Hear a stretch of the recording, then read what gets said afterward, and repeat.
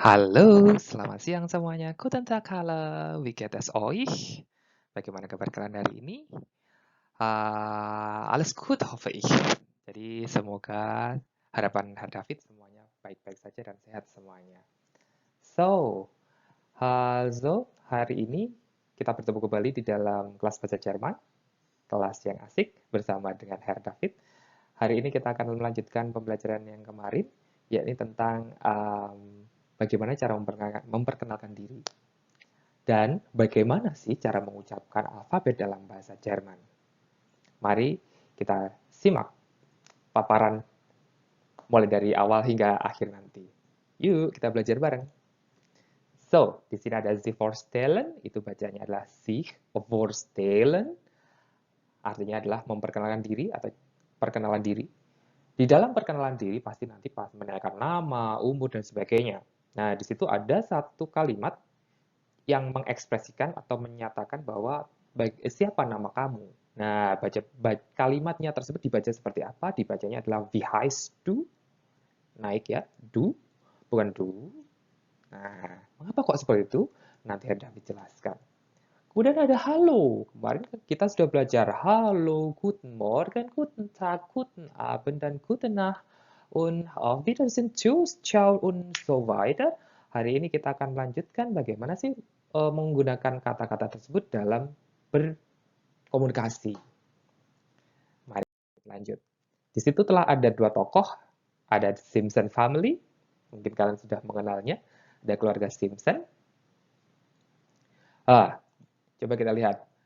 Memberi salam kepada orang. Greeting somebody. Nah, bagaimana sih memberi salam, memberi sapaan? Di sini ada Guten Tag. Guten Tag. Guten Tag itu artinya adalah selamat siang. Kemudian ada yang menyapa adalah halo. Halo, ini digunakan dalam situasi tidak resmi atau non formal, sedangkan kalau Guten Tag itu digunakan dalam situasi yang formal. Formal itu maksudnya ketika kamu berkomunikasi dengan orang yang lebih dewasa, kamu menggunakan Guten Tag atau Guten Morgen atau Guten Abend. Sedangkan kalau dalam situasi non formal atau kalian berbicara dengan teman sebaya, teman kalian, adik kalian, kalian boleh menggunakan halo. Halo, Grüezi. Kayak kemarin kita telah belajar ada Grüezi, ada halo, nah dan macam-macam.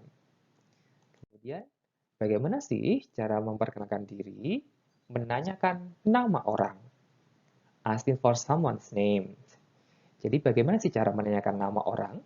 Ketika kalian telah menyapa, kemudian kalian ingin tahu nama orang, beginilah konsepnya. Wie heißt du? Jadi itu dibacanya wie heißt du? Loh, kok berbeda Pak kemarin? Kok berbeda Herr? Katanya kemarin huruf bahasa Jerman dibaca sesuai dengan hurufnya. Ya, betul. Sebagian besar huruf bahasa Jerman dibaca sesuai dengan hurufnya. Tapi ada beberapa huruf atau diftong yang khas. Jadi ada beberapa yang khas, contohnya adalah beta. Beta itu dibacanya bukan B, melainkan adalah double S. Sedangkan EI itu dibacanya bukan EI, melainkan I. Jadi, wie heißt du?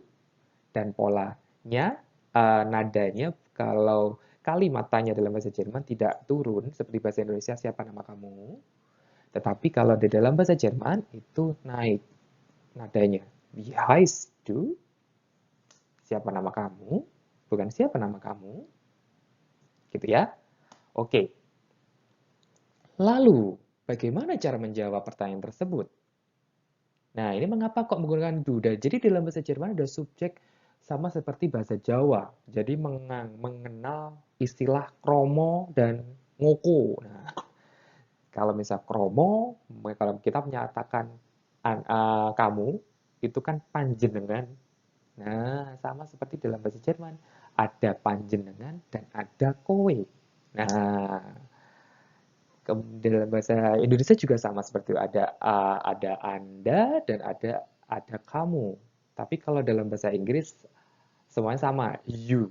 Itulah uniknya nanti. Nah, kalau misalnya do ini digunakan dalam kepada orang yang sepantaran, seumuran, untuk adik kalian dan sebagainya. Sedangkan ada yang menggunakan Anda. Anda itu bagaimana? Jadi tinggal menuliskan wie heißen Sie. Nanti seperti itu. Kita nanti akan belajar lagi di situ. Tapi ini untuk sementara kita menggunakan dustens dulu. Jadi dalam bahasa Jerman itu ada dua versi, ada Duschen dan ada Siesen. Duschen itu menggunakan du atau kamu. Jadi kalimatnya menggunakan kamu, alias yang diajak bicara itu adalah orang yang sudah dikenal dekat atau orang sepantaran umurnya. Tetapi ketika kita berbicara dengan orang yang lebih dewasa dan kita hormati, kita wajib menggunakan season. Bukan Dusen lagi, melainkan season. Jadi tidak boleh menggunakan wie heißt du, melainkan wie heißen Sie. Seperti itu. Mari kita lanjutkan. Jawabannya adalah ich heiße Lisa. Jadi kalau misalnya ada pertanyaan wie heißt du, ich heiße Lisa. Bisa menggunakan ich heiße, bisa menggunakan mein Name, bisa menggunakan ich bin. Jadi ich heiße Lisa, oder mein Name ist Lisa, oder ich bin Lisa. Untuk lebih detailnya kita nanti akan belajar pada pertemuan selanjutnya, karena hari ini kita akan fokus ke alfabet dulu. Ini hanya pembuka dulu. Jadi ada ich heiße Lisa, bisa menggunakan mein Name ist Lisa, oder ich bin Lisa. Ada 3 untuk mengekspresikan nama saya adalah. Kemudian kalau pertanyaan, wie heißen Sie, wer bist du? Nah, ada macam-macam, tapi yang sering digunakan adalah wie heißt du, oder wie heißen Sie? Siapa nama kamu? Siapakah nama Anda? Dan jawabannya adalah ich heiße Lisa. Saya bernama, ich bin Lisa. Saya Lisa. My Name is, nama saya adalah Lisa. Seperti itu. Kemudian, mari kita lanjut. Di sini, menanyakan nama seseorang. Asking for someone's name. Kemudian kita kembali bertanya. Und du, wie heißt du? Dan kamu, undu itu artinya adalah dan kamu. Wie heißt du? Siapa nama kamu? Jawabannya adalah ich heiße Bart. Jadi ada Lisa und Bart hier. Sie machen eine Unterhaltung. Sie fragt über ihren Namen. Mereka menanyakan nama mereka masing-masing. Jadi ketika kalian ingin menanyakan kembali nama yang kalian ajak bicara, kalian bisa menggunakan ungkapan und du, wie heißt du, kemudian dijawab ich heiße Bart. Seperti itu. Kemudian ada apa lagi nanti? Di sini ada saying goodbye to someone. Kemarin kita sudah belajar bagaimana cara memberi salam perpisahan. Di sini kita akan mencoba kembali dalam situasi berdialog. Jadi ketika kalian sudah selesai berbicara, bercakap-cakap dengan teman kalian atau orang, kalian bisa mengucapkan salam perpisahan. Salam perpisahannya bisa menggunakan tschüss, ini dalam situasi yang non formal, atau kalian bisa gunakan untuk teman-teman kalian atau teman sebaya, kemudian bisa menggunakan auf Wiedersehen. Jadi itu dibacanya bukan auf Wiedersehen, melainkan auf Wiedersehen, hanya tidak diperlihatkan. Auf Wiedersehen. Nah, seperti itu. Auf Wiedersehen. Nanti ketika orang Jerman ngomong itu malah agak lebih cepat. Auf Wiedersehen. Bisa juga menggunakan Tschüss atau Ciao atau Bis bald dan sebagainya. Kemarin kita sudah belajar hal itu.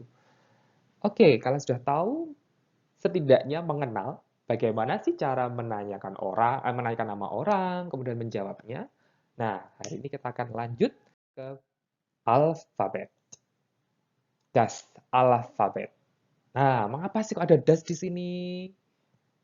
Nah, jadi ini adalah uniknya di bahasa Jerman. Bahasa Jerman itu memiliki setiap kata benda dalam bahasa Jerman itu memiliki jenis kelamin.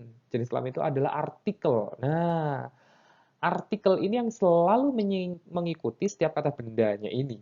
Nah, artikel itu ada 3. Ada artikel maskulin, feminin, feminium, und neutral. Nah, maskulin itu der, feminium itu die, D-I-E, kemudian neutral itu das. Nah, alfabet ini memiliki jenis kelamin netral. Nah, jadi ada yang jenis kelamin cowok, cewek, dan netral. Itulah uniknya dalam bahasa Jerman. Bagaimana kita menentukan benda ini berjenis kelamin cowok, cewek, netral? Caranya adalah kita harus sering membaca sumber bahan bacaan agar kita memiliki pengetahuan dalam penentuan artikel. Karena ini kata benda dalam bahasa Jerman kan banyak banget. Jadi kita harus setidaknya sering membaca untuk memberi menambah word shots kita atau kosakata kita agar lebih bertambah dan kita nanti tidak bermasalah dalam pembuatan kalimat. Nah, karena artikel ini artikel ini adalah mempengaruhi pembuatan atau penulisan kalimat. Karena ini nanti akan bisa berubah-ubah. Das Alphabet, tidak harus das Alphabet, nanti bisa dem, bisa den. Nah, nanti kita belajar lebih lanjut. Kita hari ini belajar dulu di sini. Tenang saja, nanti akan Herr David dampingi selalu. So, how the German alphabet sounds to an English speaker? Bagaimana huruf bahasa Jerman terdengar? Dan apakah ada perbedaan dengan bunyi bahasa Inggris dalam alfabet yang berbahasa Inggris? Take notes so you can refer to them later. Nah, kita coba dengarkan ini baik-baik. Di sini ada A, B, C. Coba kita play. A, B, C. Nah, hampir sebagian besar huruf bahasa Jerman dibaca sesuai dengan hurufnya. Jadi A dibaca A, B dibaca B, C dibaca C. Ya, walaupun tulisan di situ A, B, C.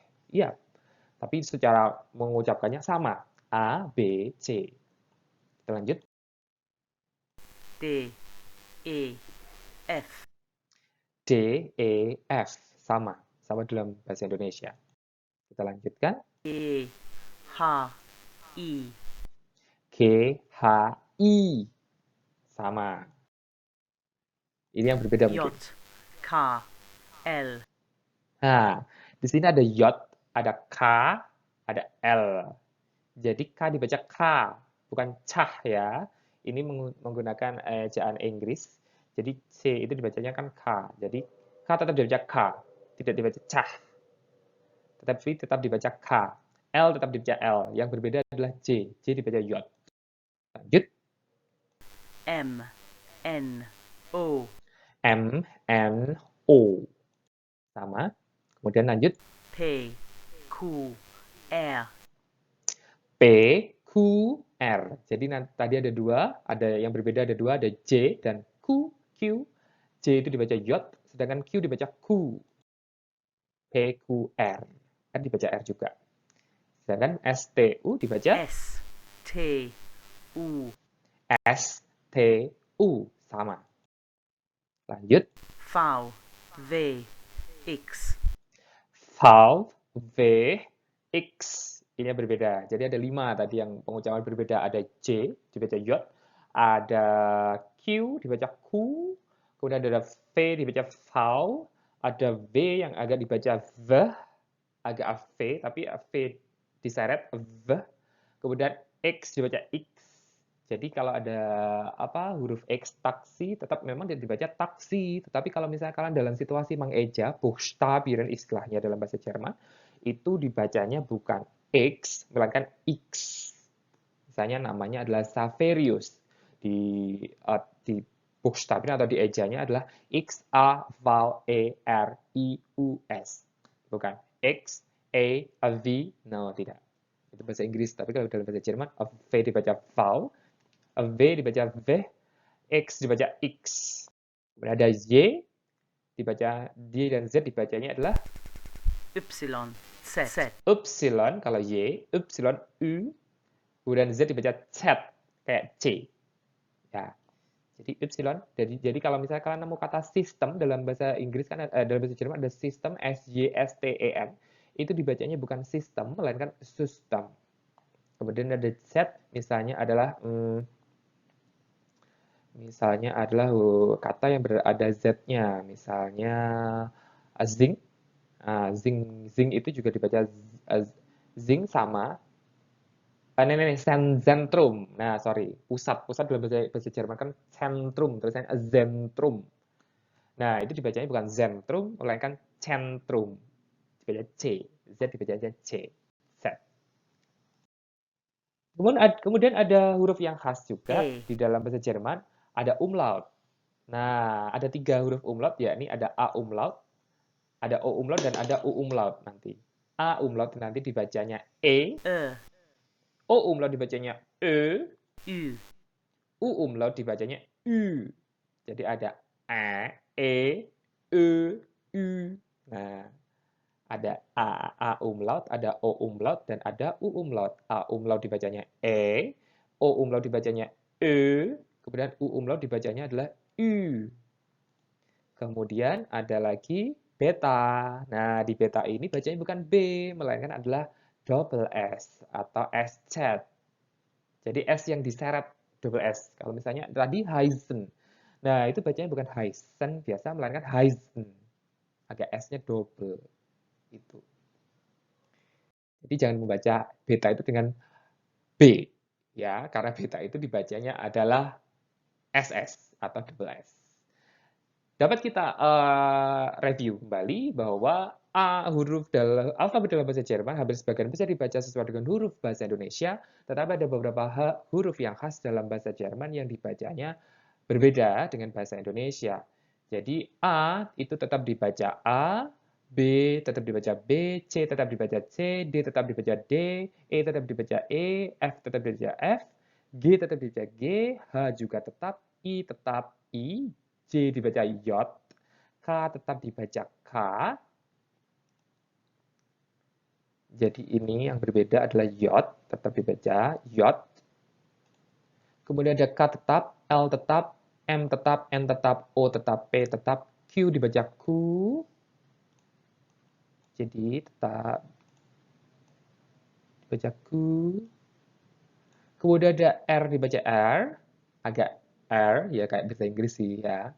Kemudian ada S tetap, T tetap, U tetap, V dibaca VAL, V tetap dibaca V, agak double V-nya, X dibaca X, kemudian ada Y dibaca Y, kemudian Z dibaca Z. Jadi ada berapa yang berbeda? Ada 1, 2, 3, 4, 5, 6, 7 pengucapan yang berbeda. Ada J dibaca J, ada Q dibaca Q, ada V dibaca VAL, ada V dibaca V, ada X dibaca X, kemudian ada Y dibaca Y atau U, kemudian ada Z dibaca Z. Kemudian ada A umlaut, itu dibaca kayak mengucapkan huruf AE.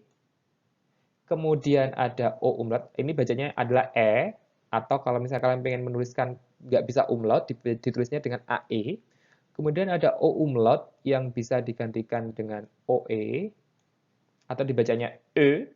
Kemudian ada U umlaut yang bisa digantikan dengan UE, atau U bacanya.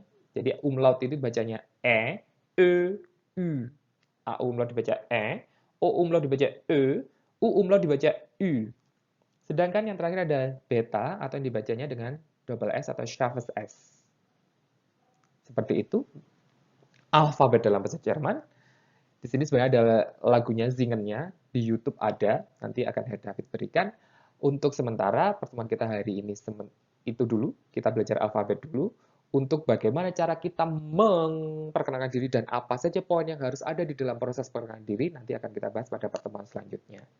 Jika kalian ada pertanyaan, kalian bisa sampaikan langsung ke WA Herr David, ataupun kalian bisa tuliskan di kolom komentar di Classroom. Oke, terima kasih atas hari ini. Danke für heute und tschüss, auf Wiedersehen alle. Bleibt gesund, tetap sehat. Selamat siang semuanya.